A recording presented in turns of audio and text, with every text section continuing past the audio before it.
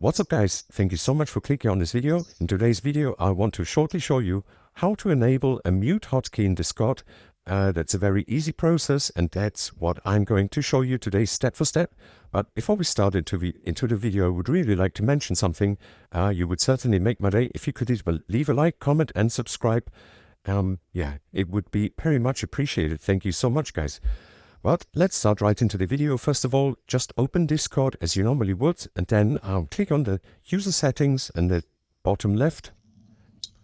And then scroll down until you see in the app sections, you can see the settings for keybinds. Just click on this, and then you can add any keybind you want.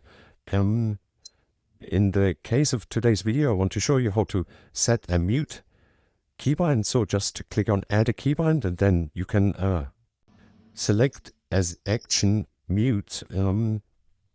Here you can see all the actions that you can select.